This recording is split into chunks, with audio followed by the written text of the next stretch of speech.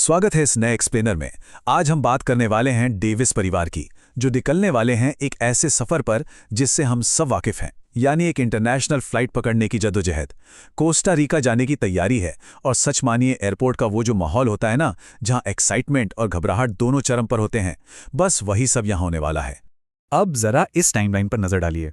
Flight है ठीक सुबह 10 बजे की और ये लोग सोकर उठ रहे हैं सुबह 7:30 बजे। मतलब सोचिए वो पैनिक, इतने कम समय में तैयार होना, एयरपोर्ट भागना और सारी फॉर्मेलिटीज पूरी करना, लिटरली एक टिक टिक करते टाइम बॉम्ब जैसा है। तो चलिए सबसे पहली चुनौती से शुरू करते हैं। सुबह की भागदौड़, जहां पैकिंग की घबराहट है और पासपोर्ट ढूंढने की जद्दोजहद। यहाँ माँ यानी एमा पूरे परिवार की लाइफलाइन है। वो अपनी जरूरी चेकलिस्ट को बार बार देख रही हैं। पासपोर्ट्स, टिकट्स, चार्जर्स और हाँ, वो नीले बैग में रखे स्नैक्स। और सबसे इंपॉर्टेंट चीज, कॉफी। एमा का सीधा सा फंडा है, बिना कॉफी के तो कोई यात्रा शुरू ही नहीं हो सकती। बिल्कुल सही भी है। अब जरा इस तरफ देखिए, ये बहुत ही मजेदार है। छोटे पीटर की पैकिंग स्ट्रैटेजी। भाई साहब जा रहे हैं एक ट्रॉपिकल वेकेशन पर और उन्होंने पैक क्या किया है? सिर्फ अपनी एक टॉय कार और एक टोपी। मतलब कपड़े तो वो भूल ही गए। बच्चों की दुनिया भी गजब होती है ना, उनका फोकस सिर्फ अपनी मजेदार चीजों पर होता है। और यही हमें देखने को मिलता है ट्रैवल स्टाइल्स का वो क्लासिक क्लैश। एक तरफ है पापा डेविड, जिनका एटीट्यूड है कि चलो यार, शायद मॉस्किटो स्प्रे एयरपोर्ट पर ही खरीद लेंगे, और दूसरी तरफ है माँ, जो साफ कह रही हैं कि पासपोर्ट के मामले में कोई शायद नहीं चलेगा। किस्मत के भरोसे रहने से बेहतर है चीजें पहले से पक्की कर लेना। खैर, अब हम आ गए हैं टर्मिनल 3 पे, जहां हमें पार करना है चेक इन और सुरक्षा का वो चक्रव्यूह।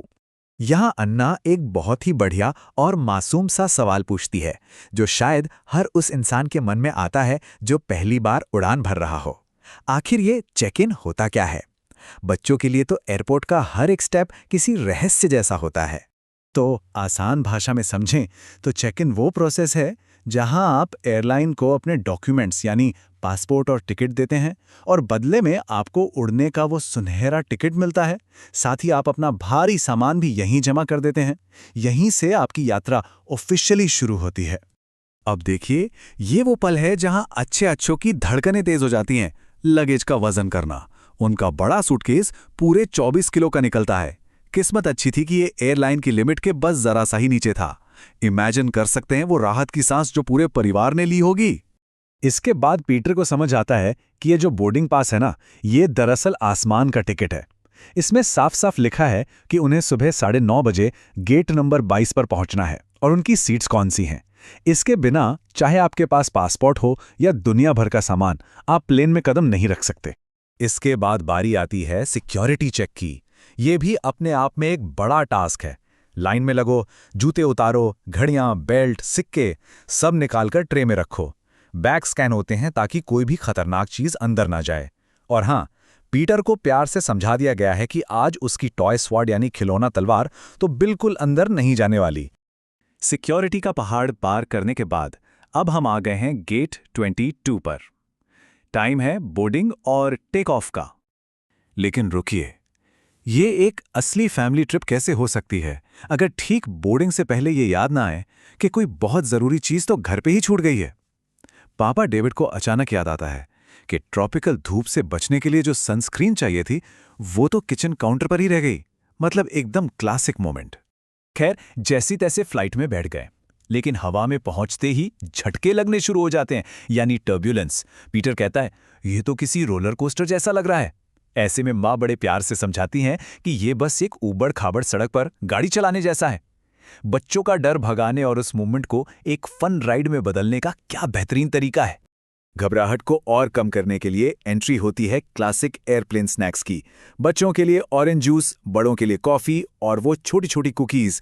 ये साबित करता है कि बादलों के ऊपर हर चीज ना सिर्फ थोड़ी छोटी बल्कि कहीं ज्यादा मजेदार लगती है। और फाइनली कोस्टा रिका में लैंडिंग, नए देश में आगमन और नए एडवेंचर्स की शुरुआत। अब एक नए देश में पहुंचे हैं तो थोड़ी बहुत गड़बड़ तो बनती है। इमेजिन कीजिए, एयरपोर्ट से बाहर आते ही वो अपने ड्राइवर को ढूंढ रहे हैं। ड्राइवर एक बोर्ड लेकर खड़ा है, लेकिन उस पर एमा डेविस की जगह गलती से एमी वॉटसन लिखा है। लंबी यात्रा की सारी थकान इस मजेदार गलती पर हंसते हंसते ही गायब हो जाती है। इस छोटी सी मजेदार गड़बड़ी के बाद परिवार अपने ट्रांसपोर्ट में बैठ जाता है और निकल पड़ता है होटल ब्लू होराइजन की तरफ। उनके एजेंडे में क्या क्या है? घने रेन फॉरेस्ट, खूबसूरत बीचेस, ज्वालामुखी और हाँ, स्लॉथ और बंदरों जैसे अनोखे जानवर। वो इस अद्भुत प्रकृति का एक्सपीरियंस करने के लिए पूरी तरह से तैयार हैं। तो इस एक्सप्लेनर के अंत में एक बड़ा सवाल ये उठता है कि अगर सिर्फ घर से होटल तक पहुंचने का सफर इतना फुल ऑफ ड्रामा और घटनापूर्ण था, तो जरा सोचिए डेविस परिवार का कोस्टा रिका के उन